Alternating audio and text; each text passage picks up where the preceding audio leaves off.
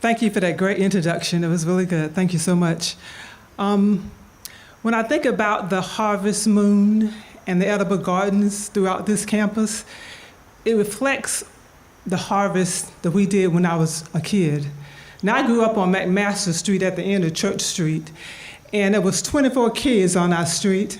And during the summer months while our parents was at work, we did what we call hunting. Someone else would call foraging, but foraging hadn't hit in our neighborhood yet, that word. So we went hunting for fruit trees and nut trees. Now, we went to those trees, we always went and picked a little and ate our fill, but we made sure we left enough to ripen so we can go back again. Except when you go out your house, Mrs. Charlie Mae pear tree stood there, loaded with pears, and we would eat them while they was green and hard. Now, word got out on the street to every kid in the neighborhood that Miss Charlie Mae wanted us to stop eating her pears because it's gonna make us sick, and plus she wanted to save them for her pear cobblers and her pear preserves.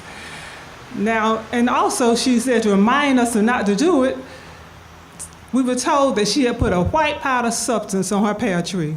So I went outside my house just to see what was going on, and there it was, flour, throw it all the way up to the highest she can throw it. Now I'm thinking, we know Miss Charlie Mae is not going to poison the kids in the neighborhood, so it didn't bother us much. But we left them alone with the white flour on them, but it didn't take it long for us to go back because it rained. And so what she did instead was she would sit in her house, look out the window, and every time she see a hand grab a pear, she said, "Get out of my pear tree!" And we would retreat and get away. But there was other places we went to forage and to hunt. One was on Caldwell Street, and Miss Frances Hargraves, and we can go to her house anytime. She had a pear tree and an apple tree, and if she was home, we went there, and when she wasn't home, we had permission to go. Ed Caldwell Jr. on Church Street, he had a grape arbor, and we would go in behind that grape arbor in his backyard, and we would sit there and we would eat our fills, making sure that we left enough so we can be offered to come back again. He also had 4 pecan trees, and that pecan trees did 2 things for us. In the summer months, it provided us with shade when we went on our hunting trips, and in the fall, it provided us our supply of pecans. Now, if I go over way to Carver on Broad Street was another area where we went and we foraged and got our hunting trip. Mr. Marsh Mason, who worked for the UNC football team doing the gardening, he had a great arbor and a pear tree in his home, and he would always welcome there to pick from him. My grandmother on North Graham Street, she had an apple tree, and she used those apples to make the apple pies for our grandparents' restaurant, Bill's Barbecue. And Miss Burke, too, she had a whole bunch of stuff. She had pears, peaches, apples, plum trees, and we loved going to her house. Now, growing up, Northside School and Umstead Park was our playground. And during the summer, we would go into the bushes and to the woods to go find out what was out there wild. Now, we would go up to Northside, and there was plum trees, cherry trees, pecan trees, and we just go and get our fill. Now, we were so many kids in the neighborhood that we would sort of break up into groups. It'd be like maybe 4 different groups, and a big sister or big brother would be leading the group, and we'd head out. Now, at Northside, when those honeysuckles started blooming, it drew us there. We would go to pick the honeysuckles out. We would take that flower stem, pull out the white part, and our reward was a little tiny dip of nectar, and we loved those honeysuckles. We did the cherry trees, and then one thing we had was my playmates had a fig tree.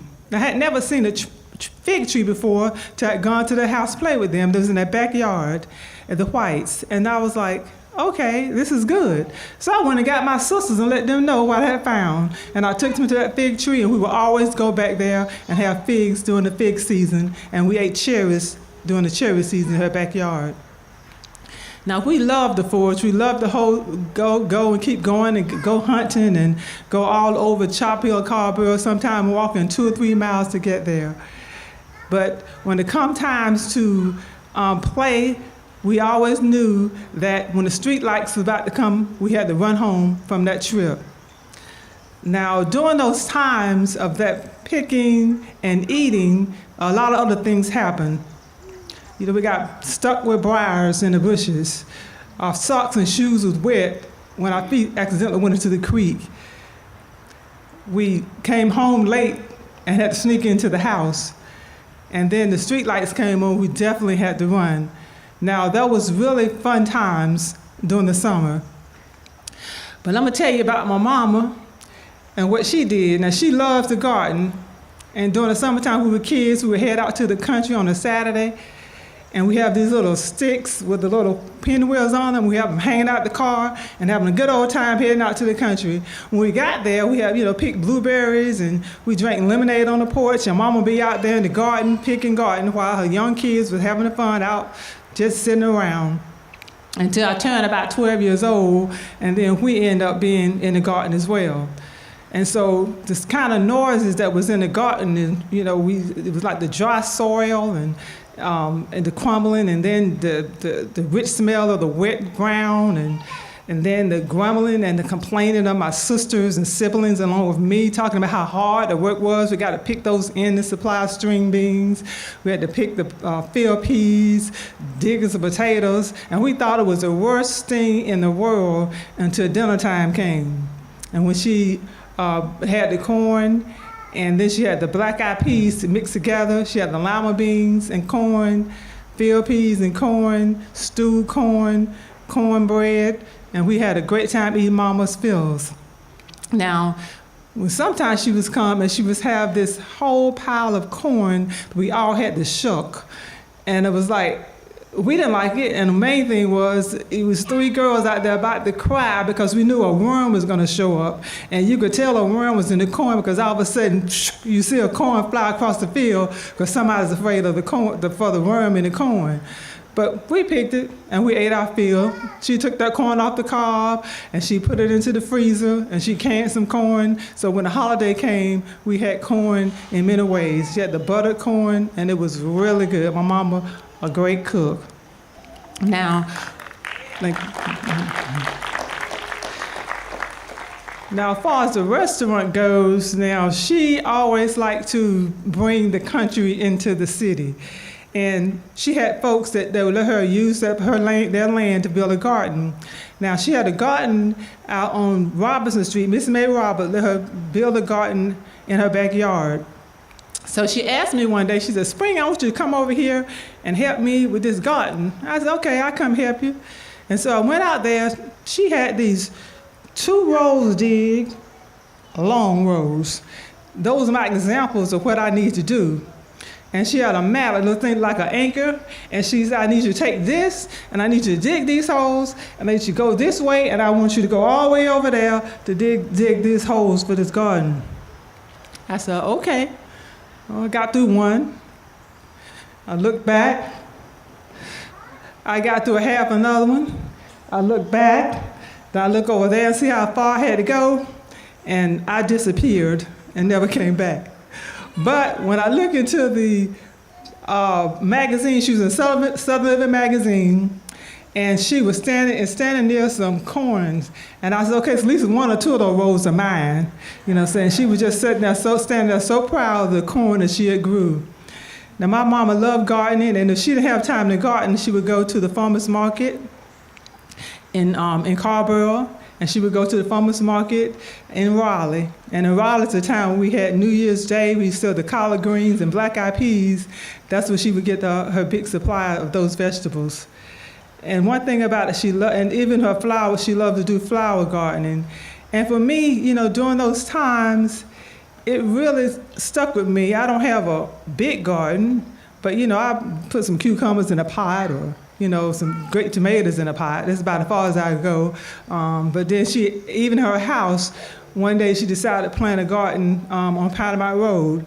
And she said, Spring, I want you to go out there and pick those string beans. And I went out there and picked those string beans. And, I'm pretty grown now. And I'll tell you, I'll say, oh, getting these string beans, they're never going to end. You go pick them one day, you go back, there's some more string beans. And so we had our supply of that. But when I think about the harvest and the last, time you pick your fruits and vegetables, it takes me back to McMaster Street. And it takes me back to this one particular plum tree. We went to that plum tree on several occasions. We would go eat the plums, and we let the ones ripen and go back another time and eat them. But we went and stripped that tree of all the plums except one. Now this plum was high. It was so high that we could climb, but nobody could climb up that high to get that plum. And so we would say we just have to wait till it fall. And we would sometimes just go up there each day just to look and see if the plum was still there. And we went there in the morning time, you could see dewdrops dropping off it, and it just glittered in the sun. One day I was outside playing, and I was determined that I am going to get that plum. I walked up to Northside School, I looked up at that plum, and I started climbing the tree. I climbed and steadied myself on the different branches, and I reached out as far as I could, and I grabbed that plum, and as soon as I grabbed that plum, I fell back. And when I fell back into the bush, the first thing I did, I opened my hand to see if my plum was okay, and it was. I ate that plum with the juice running down my wrist, and when I got and my evidence of the seed to show the other kids I had gotten that plum. And what the last harvest in that plum taught me, that if you want anything, you can get it if you go try. So I did, and I could. And thank you.